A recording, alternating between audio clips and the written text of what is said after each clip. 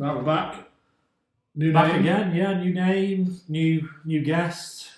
I think we need to probably explain the name. Well, I know a lot of people get it. But Well, it is if you know, you know. But obviously, we play Kettering. The name is the Triangular Panel Key, official Buxton FC podcast now. But yeah, when we played Kettering, biggest game up here in ages, great atmosphere. 10 o'clock, boom, lights go out. Everyone's nervous. Paul Jenner comes on the tannoy and asks anyone for a triangular panel key, which I'd never heard of before. I don't know about you.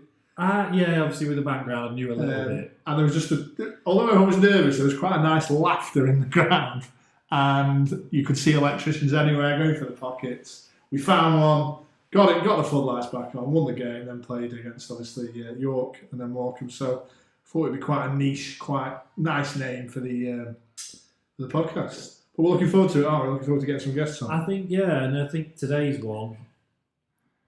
So obviously we have the running thing, Mr. Buxton, Chris Hill.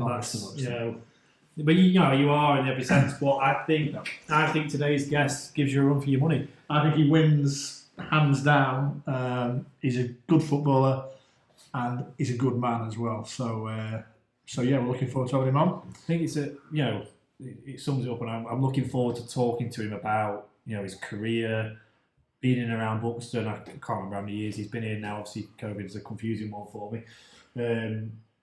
Won a lot of leagues. He's just, I think if you look at football and as a captain, it's just everything that you'd want in a club. So he's the bloke you'd want alongside you in the trenches, I think, isn't it?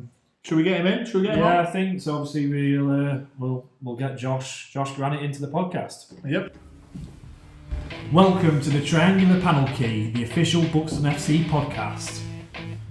Josh, welcome. I think it's a good one to start with, Chris. Yeah, good one to start back with. Captain, leader, legend, Josh Granite in the house. All right, fellas. Nervous? Depends on the questions, I suppose, doesn't it? I think the starting point is obviously we want to start recent Buxton this season. Just your thoughts around the club and how you're feeling, the fans and everything. Just get your vibe. I think the fans want to hear from you and what you're thinking at the minute.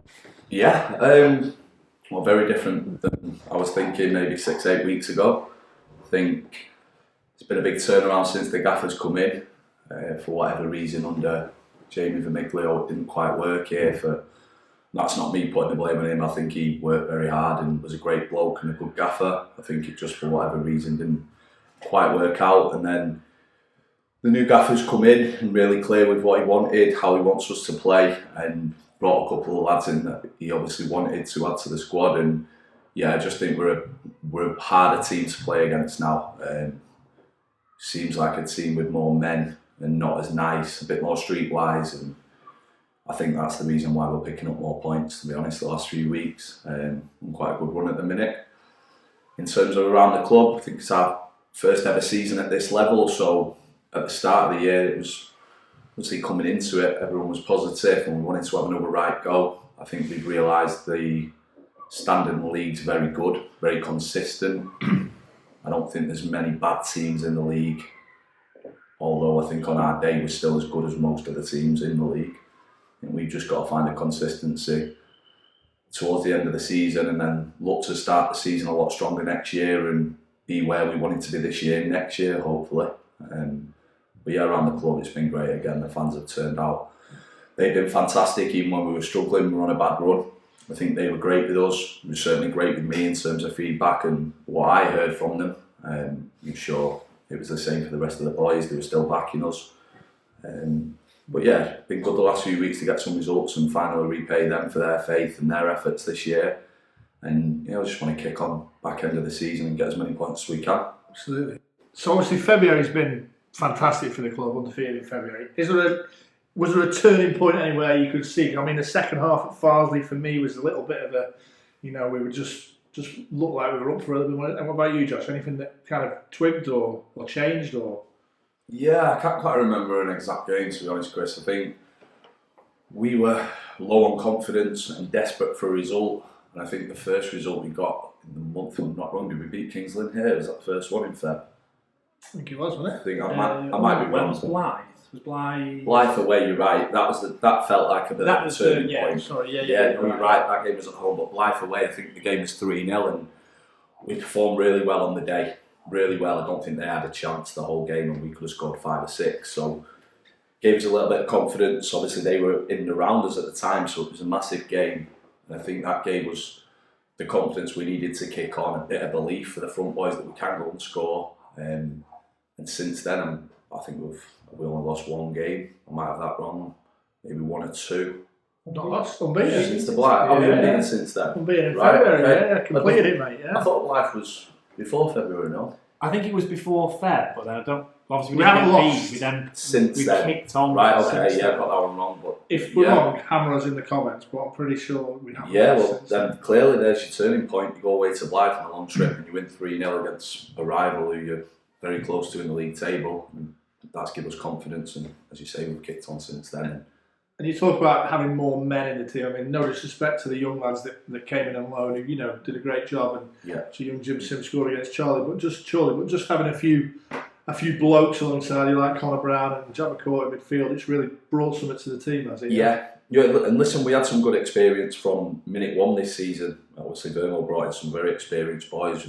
Your Maltese, Briz, Newts was there at the time, Gilly. We had a lot of men in the team, but it just, I don't know how to word this properly, it just felt when the new additions come in this time, even though some of them weren't the oldest, they played a very mature game, and I think we've not been as naive as we were, and like I said before, a little bit more streetwise. So I'm sure if it's a case of just the older boys coming in, I think some of the younger boys that the Gaffers brought in have just been very mature in their performances and look more of a solid team and a unit. Absolutely. I think I was going to say, interestingly on that run, obviously we got hammered, and there was times with no striker, players coming in and changes. How did you feel? Because obviously you're a heartbeat of the squad, and obviously that's one of the things that you'll obviously touch on later on, you went around the squad. But was it frustrating knowing you had no striker, knowing that those lads hadn't quite gone to the were coming inevitably in January, and there's so many things going on? Yeah. Was it frustrating for you that it was you could see it was close to what Craig wanted, or? Yeah, I think you can lose games and still play really well, and I think before we went on our run, there was glimpses of these could be a very good side.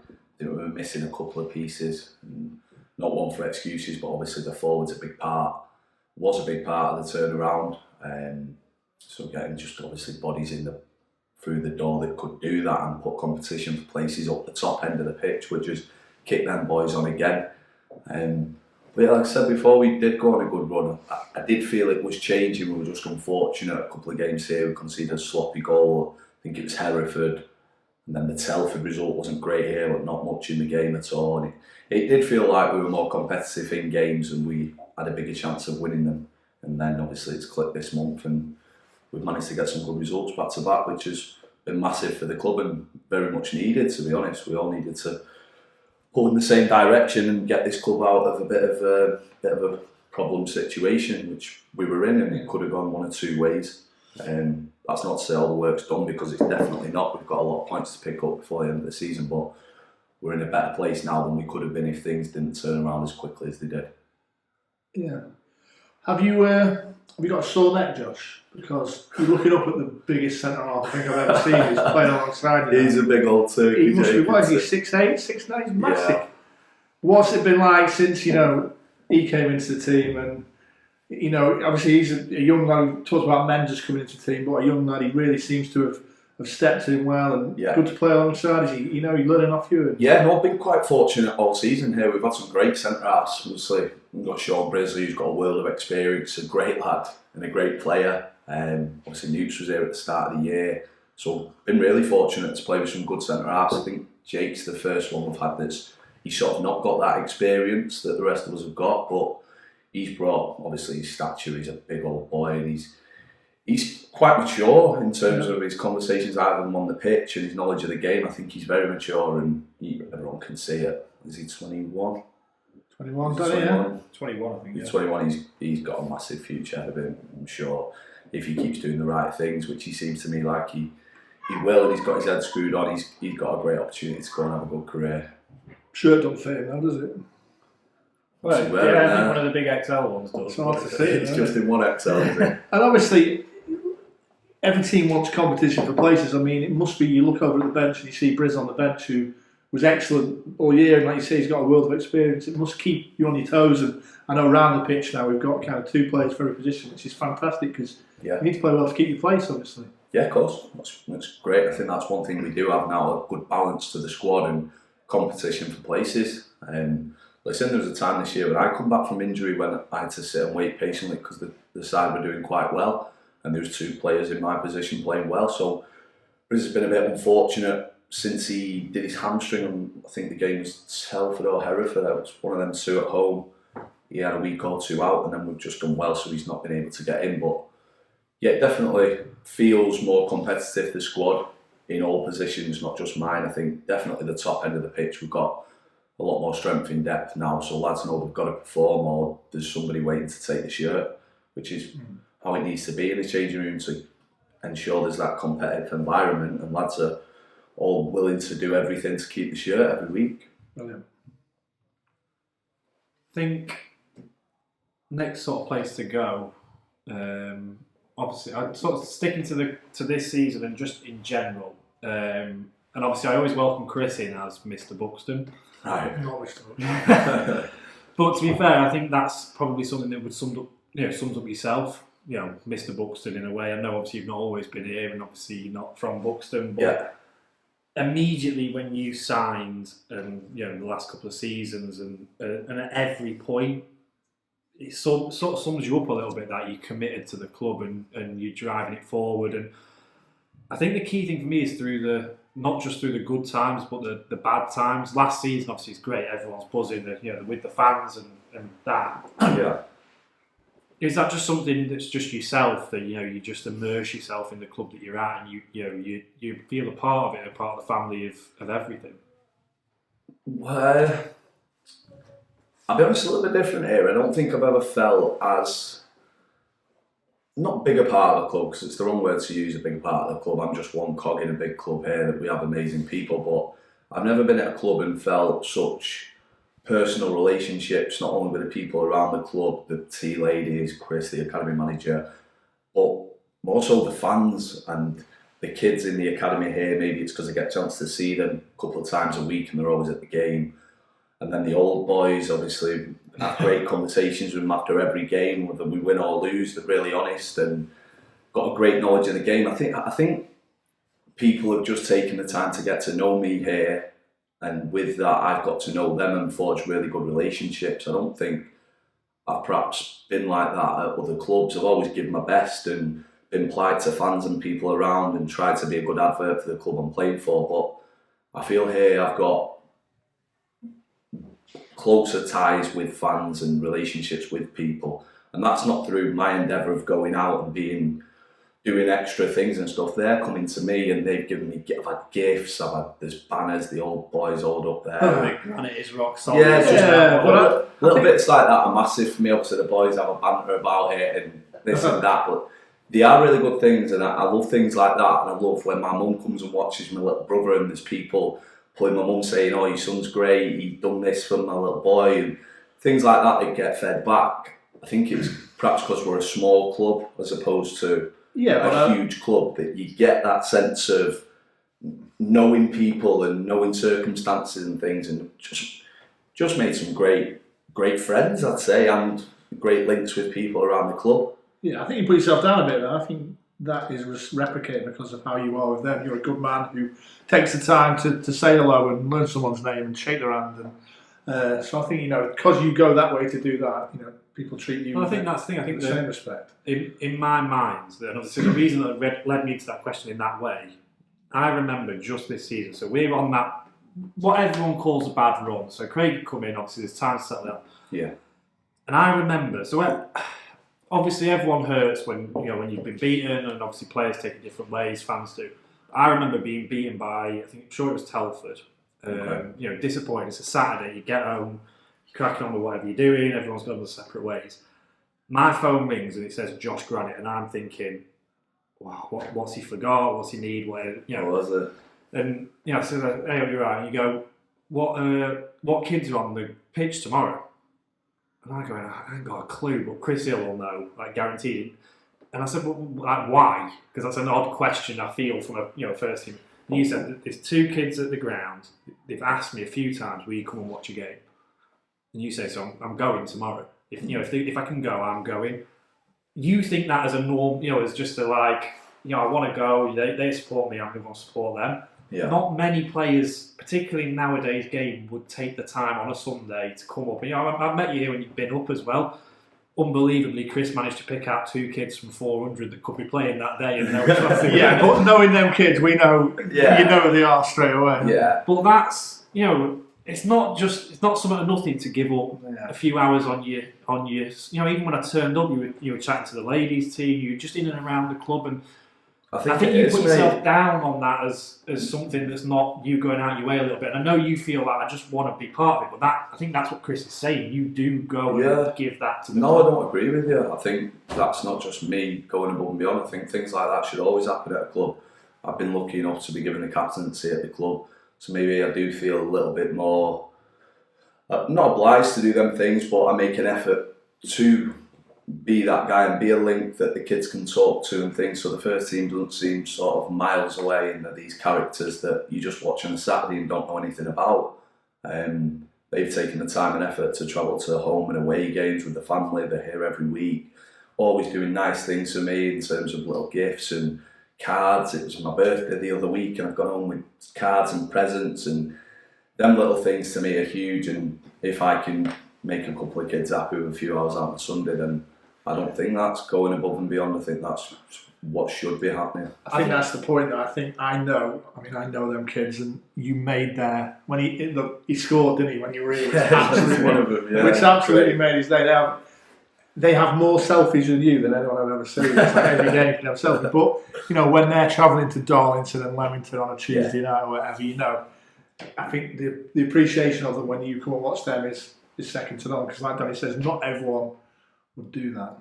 Not everyone does it, and obviously in today's game, when you look at the higher end of football, it's just you get it from odd players and it stands out. And sometimes at a non-league level, you don't see that because obviously you are still that figurehead in a community that it's like Josh Granite, he's captain of Buxton Football Club, and some people look at it as just Buxton Football Club, but to a lot of people it's like that's their Saturday, that's the team they support, and you as much of a figure as someone playing for Man City, Champions League. 100%. With some of these kids, this is their be-all and end-all. A weekend coming watching this with not just the kids, Jack. Yeah, some of the adults, but no, and that's a great thing. It's a great thing, and it's a great club where I've been lucky enough to meet loads and loads of great people, loads of great kids. I think I'm looking out now in the academy are training out there, the young kids and the girls are training out there, and I think maybe I've just had a chance to get close with them, seeing them twice a week, which a lot of clubs won't get the chance to do, so forge relationships obviously with the coaches.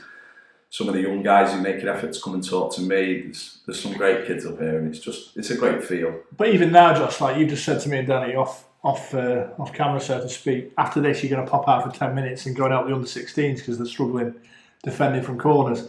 Again, not everyone will do that, so it's crazy. Yeah, no, that's not me going to them, because one of the gaffers just said a week ago, we're struggling, can you come and do this? And listen, it's 10 minutes. It is, but it's the fact you're doing it, I think, is spot on. I think that's the sign of the person that you are, though. What you say is like, it's just 10 minutes. To a lot of people, it actually goes such a long way, and I know you just feel like I just want to give a little bit back, and it's actually quite refreshing to see, nowadays football that there's players that do want to just say, you know what, it's Sunday, I'm not doing a lot, let's pop out to Buxton and go watch some kids. Yeah, it's just not something you quite often see, and I think you need to take more credit for those things that you do in the club. Yeah, listen, I don't want the credit for it. I'm a big advocate for Buxton, and I'll help out as much and where I can, because the club's been great to me.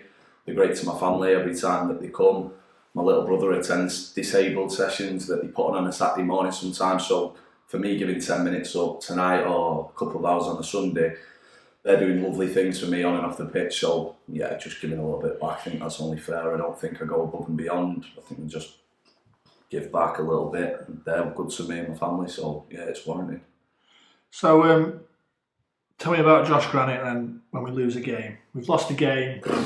Are you forgot about it at 5:15, or are you someone who You wake up Sunday morning no, angry? not at all. I'm still seething from a mistake I made at Chorley that cost us a couple of points the other day. Yeah, no, my household's not a nice place, to be honest, on a Saturday. I walk in and only go straight home from here. My missus will be there. So I was lucky enough to be at a charity do with Josh a few weeks ago, and I was lucky enough to be sat next to Josh's behalf. And she told me that you have a room that you're sent to sit in if something's gone wrong with football. Yeah. How true is that? No, she's right. Yeah, we're lucky enough to have sort of front room and a kitchen in the middle and then a conservatory at the back of the house, which I've just for sport really, for the football. And yeah, if we won a game, I might sort of entertain a conversation, but then we might go out for a bite to eat. But if we've lost the game, it's sort of hi, door gets shut, and I'm just with my thoughts for a little bit. I've never been good at losing, and yeah, I don't think I've got much better as I've got a little bit older and more experienced. I still don't take it very well. And are you someone who wants to watch the highlights straight away, or are you reading Twitter and all that stuff, or are you? I'm not a massive one for the Twitter, to be honest. I don't post a lot on social media, but I always try and watch the clips. Yeah. I always really know where the game's gone wrong in my head prior to watching the game back. But yeah, I always do try and have a little watch and see what we're doing wrong and where we can improve. But yeah, not a good loser, Chris. I don't think that'll ever change. Not a bad trait, is it? That's the people we need. I think interestingly on some of the things that you've said in that, and obviously you've spoken a little bit about family, obviously your partner coming to games, coming to the grounds. Obviously your mum might catch you, liking the tweets and different bits. Oh, she loves it. Yeah, she loves it. But your brother in particular, he's sort of turned out to be quite a big part around the club. When he's here, and there's always two things. There's two pictures or videos that stick in my mind. And it's interesting to see you as that sort of balance of like how you interact with your family. And there's Matlock when we won, and in fact, it seemed like we'd won the league. Great day, yeah. Yeah, he's been helped over the fence. And he's running on to find you. But the best one is the picture at York, and I need to find that again because for some reason he's running off the pitch. Is that what? He's on Diego's shoulders. No, that's a different. Yeah, he ends up there. But there's one where he's running off the pitch, and just in the background you can see you charging after him with a big smile. But how meaningful is that? You to have the family around you, and them to sort of feel a bit of part of the club as well. Those sort of moments where, and obviously you've had success here at Buxton, so I guess that always. But to be fair, you've had success somewhere, everywhere you've going. To touch on the family thing, it's massive for me. Having my mum and my little brother be able to come here and feel so comfortable, and it's not easy. Listen, my little brother tears around this ground and there's old boys he's grabbing and whatever he's up to. But my mum always says they're so lovely with him, everyone up here, and that it makes me want to do more for the club. It makes me want to die when I'm on that pitch that little bit more to get some points to repay everyone back because. Like I just said, they're treating my family, they treat me great, they're treating my family and people that I love great, which again, it just gives me a better feel about the club, and yeah, I think that's why I do love it here so much. I think as we go on from that, as well, we were saying about last season, incredible season, but success seems to have, I don't know if you follow success or success follows you. I can't remember, I think you have told me how many league titles you've got, and it's more than most, which obviously that stands to you as a player and as a captain. So a lot of places you've been captain, you've lifted a lot of trophies. Some career when you look at it. Yeah, I've been really lucky. Obviously at Buxton, we've created a little bit of history here. We've never been in this league, so I had a couple of great FA Cup runs, which has been great to be a part of. I managed to get a promotion at Barrow, which was great. They'd not been in the Football League for, I think it was close to 50 years, so a little bit of history there. Before I went there, we won a playoff final, got a promotion to the Conference North, which was great. Small club, not expected to do much, so to get that first promotion there was great. Actually, listen, it's not just on me. There's a squad of 20 lads and a management team and a full club. It's not me that's bringing these clubs success. I'm just one part of it, but I feel like a mentality that I bring and the standards that I try and drive at training and in games has definitely helped the clubs I've been at, alongside my performances and giving everything I can every game. I've been fortunate enough to be at some great clubs and have some success. Still feel very fresh, still feel good. I'm hoping for more success at Buxton, first and foremost, in if not this year, obviously we'll try and finish the league as strong as we can, and we're still in a cup competition, a cup semi-final, which we're going to do everything we can to win. Just to give everything the rest of this year and build on next year, hopefully. So, talking about Barrow, when we advertised you were coming on, Josh, a Barrow fan got in touch and he said something about dislocating his shoulder at Sutton and carrying on. Yeah, seems like a long time ago now. Yeah, that was a bit of a crazy game. I think we'd had a man sent off and we'd used 3 subs. No, actually, Jason Taylor, a good mate of mine, had his cheekbone broken, had to come off, and we'd used all 3 subs. So we were already down to 10 men. We were winning the game 2-1 or 1-0, whatever it was. I just got up for a header, headed the ball away. A bit of a nasty collision, fell down and sort of popped my shoulder and my AC joint. Didn't feel great. The physio sort of said you're going to have to come off, but I recognised there wasn't long to go, only 5 or 6 minutes, and we obviously had 10 men anyway. We're desperate for points at the time, so managed to stay on and just sort of was a body on the pitch. But yeah, no heroics there. It was just doing what I could do to. I don't know if I do it. I think that line there always sums you up, and obviously everything we spoke about today, when we're like sitting there thinking, oh, he's done that, he's done that, and you're just saying, yeah, it's just that, it's just. Another name we could have said, we spoke about Mr. Buxton, Mr. Team of the Week recently. Yeah, who do you know about our army? You keep getting that, don't you? That's what the lads are saying. I don't know. They must just know good football when they see one of them people. But no, that's just nice. Not bothered. No, that's the thing. Every time it's like that, it's about the points. It's about the team. I think even in the weeks where I did get Team of the Week, I don't think I was anything that I'm not every other week. I think we just got a good result, so it looks well for the club and whatnot. But yeah, no, listen, them personal accolades, I'm not really that interested. I'm more interested in the 3 points and getting a good result rather than a couple of people on Twitter being excited that you got a Team of the Week. What to make of the Granite chant as well? So, do you know what?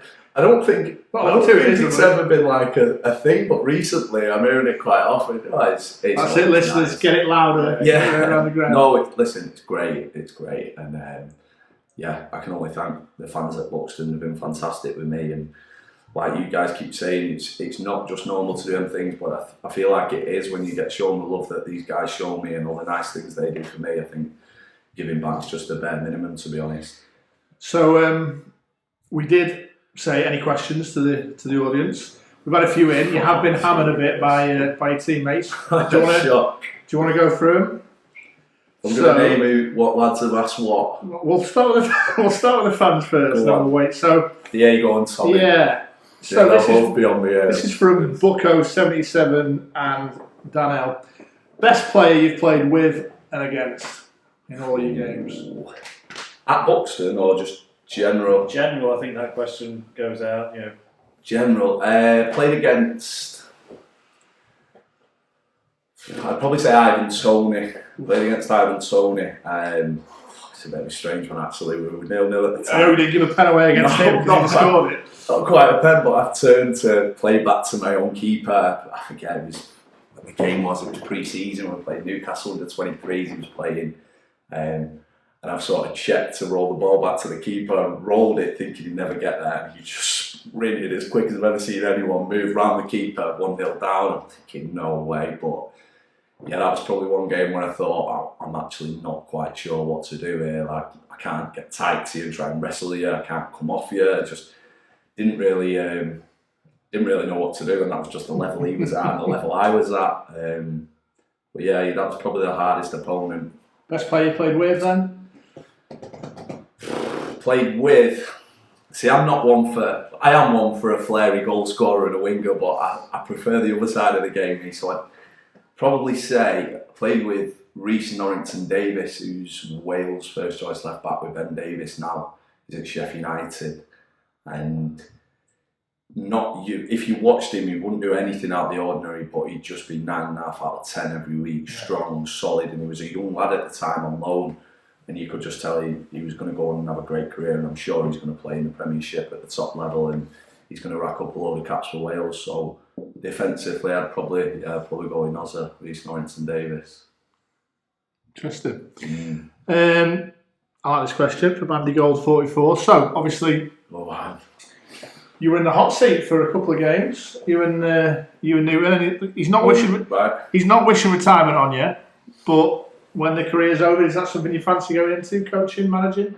Yeah, definitely some aspect of football. Like I said, I'm only 31, just turned 31. I feel fresh. I feel still got the same drive I had 10 years ago to want to be here and want to play football. I still live for it, so I'm going to play until I can't play any longer, hopefully a very long time. And then when that day comes, yeah, I'll definitely be involved in some capacity. I think management, although I only had a small taste of it, I did enjoy it. Not quite the same as getting 3 points when you're playing for me, but yeah, definitely enjoyable feeling. Enjoyed the couple of weeks that we had. I was good pals with Sean, so it worked easy, us two doing it together. But yeah, one day, not soon. I feel sorry for your missus if that does happen. You'll have to get a different house. Never mind the conservatory. Yeah. Right, I'll ask one more from the fans, then I'll let Danny ask the ones from inside the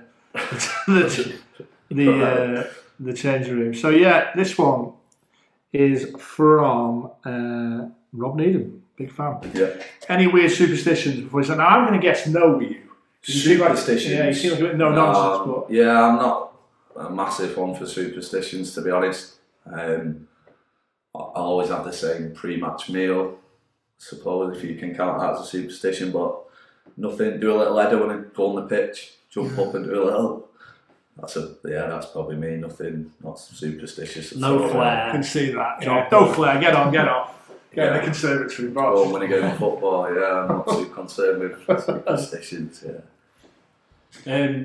Right, from the dressing room. Oh Jesus, here we go. They're not bad to be fair. There you go. It's deep. No, to be fair. Thought it'd be all over that. I'm going to start with one because I have to, because obviously I see him every day. Go on.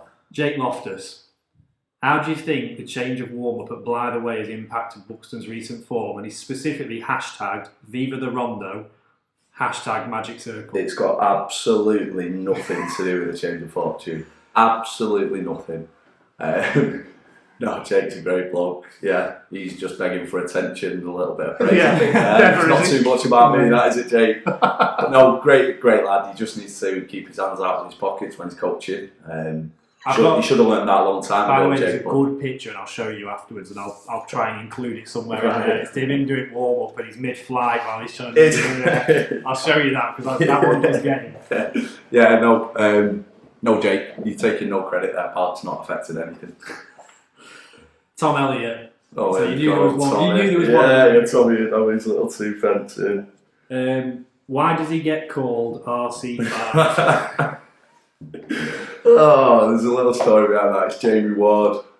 He's a great character, really, really top bloke, and I can't quite remember what had happened, but I think I'd either fell over or had gone for an header and got pushed over and come up, and all the rubber crumb RC was all over my face, and it became sort of a running joke. And then any time I'd end up on the floor, it was RC5s at it again, and yeah, so that's where that one comes from.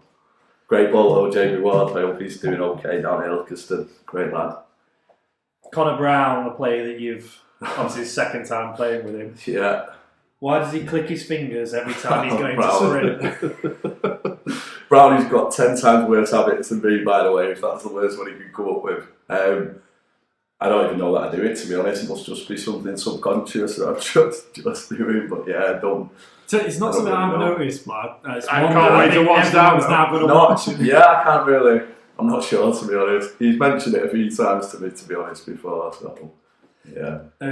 I've got a couple more that I know from in the dressing room, and one particular that gets brought up a lot. Go on. You're going to be annoyed with this one. Here we go. The lads with the arm in the air when you go to pass a ball, like some technique on that left foot. Yeah, no, the lads terrorise me about that, to be honest. Not quite sure, maybe a lack of coaching at a young age or whatever it is, but yeah, no, if the ball goes where I want to kick it, Danny, I'm not too fussed about how it looks. So there's been a few though where you see you shaping up, the right arm comes up and then the left peg down the line. But From the dressing room side of it, there's been a lot of praise for the left foot recently. I've noticed that, yeah. I've noticed it to the point where I couldn't figure out what foot you were. Notice what? The quality on the quality on the ball. I'll take that. Yeah, no. I think I've played at Buxton. I've normally either been in the middle of a three or I've played on the right side of centre half. We've had sort of, I think it was Matt Kilgallen when I first come that played on the left, and then last year, who was playing left side? You sort of tucked in. Oh, so you had turns. Yeah, sorry, turns. Yeah, that's exactly what I was thinking. So I was with Kilgallen and then turns. You look at that calibre of player that I've played, we've been lucky enough to play with here. They've obviously both played in the Premiership and had great careers. So I've been fortunate enough to play on the right, but at the minute, Big Jake come in and he preferred to play on the right, so I was not too fussed. So yeah, swinging the left foot down the channel a little bit more at the minute. I think the last one I want to ask you about is more of a question from me, because obviously I see you interact and how you are as a player, sort of off the pitch, also on it. Obviously, you put your body on the line, and we've spoke about playing through injuries and that side of things. But outside vocal, you talk, talking to players through the game. Vocal in the dressing room. You are a typical, what I would imagine if you were to say, pick a captain. It's like that's what you sort of epitomise. Is that because obviously you can't teach someone to like go and be brave and put their head on it. That's got to be a little bit inside. But also as that thing, did you look at people growing up? When we spoke about players that you've played with, as a young centre half coming through. Yeah. Was there many people that you sort of looked at and thought, yeah, that's what I've got to be? Did you pick up that as a technique, or are you just naturally just a born leader? I don't really know, to be honest. I've never sort of had the football education that a lot of people at this level have had in terms of playing for an academy or a school of excellence the whole life, then going through a YT and a pro and being full-time for years and years, and then maybe dropping down semi-pro. I had a totally different upbringing in football. I sort of first played semi-professional when I was 18 at Woodley Sports, so they've disbanded now, but that was sort of my club. And then I went off to university, so didn't really play at all until I come back from university. So I think my journey in football was very different, and it was more about roll your sleeves up and get a result as opposed to technique and how you look on the eye. So I've always just sort of just been that player, and in terms of being vocal, I've been fortunate at most clubs to be captain, I think, just because of the way I am as a person, and I couldn't really tell you why I'm like that. I think my idols growing up were people like Roy Keane, I suppose, and characters like that were always ones I was drawn to and loved them and loved the fact they played for my club. So I think I did always want to be sort of similar, not similar obviously, but wanted to be one that gave everything all the time, and what you're gonna get, rather than being a flary winger. I just feel like in terms of my position and the way I am, that's just how I've always been. Last one. Anyone you want to, obviously you've been dug out by the lads in the dressing room. Right. Just a little chance. I think this is a good one to ask some players. We want to get more players on. Go on. Who would you dig out in the dressing room? Weird little superstitions. I think someone asked that, to be fair. Yeah, like who does something a bit odd, or who does something you look at and thinking, what are you doing? A lot of them, to be honest. Yeah, no, Theo Richardson.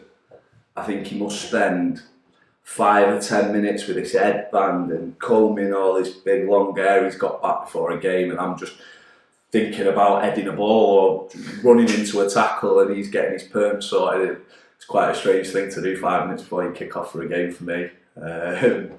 Who else? Great lad though, great keeper. Who else? Weird stuff.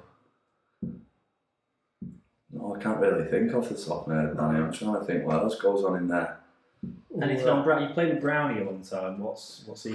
Brownie's just Brownie, and he's a great lad. He's very similar to me in terms of what you see is what you get with Brownie. There's going to be no frills. He's just desperate to win all the time and throw his body on the line and do whatever it takes to get a result for the club he's playing for. And I think I touched on that before. I think not that I don't see the positives in our front boys and appreciate that side of the game, because I really do. It's very difficult to do that, but I also like lads who are solid, willing to give everything on the pitch and yeah, I'll put the body on the line, and Brownie's definitely one of them. He's been great for us since he's come in. Okay. Well, I don't think it's a coincidence, Josh, that the form has picked up since you returned to the team. You probably won't take any credit for that. I've been today, but I don't think it's any coincidence. You're a credit to the club, credit to the town, and it's been a good start to the Triangular Panelkey, which is the greatest name Great, for the look podcast. forward to more. Obviously, this one sets up the lads to bring some dirt to the next one. And The Triangle Panelkey, we nearly had that at Darlington the other day, didn't we? Jesus. What game was that here when that happened? Carrying Yeah. Oh, the FA Cup, wasn't it? Yeah. forget that one. Jesus. All right, mate. Well, I hope there's no more conservatory time this year when you sat in there. I'm sure. Yeah, my missus will be hoping the same thing, I'm sure. All right, mate. Well, brilliant. Thank you very much, and obviously, hopefully, get on again towards the end of the season. And Yeah, no, we need to get some points sooner rather than later and enjoy the back end of the season, yeah. Cheers, Josh. thank you very much. All right, tap.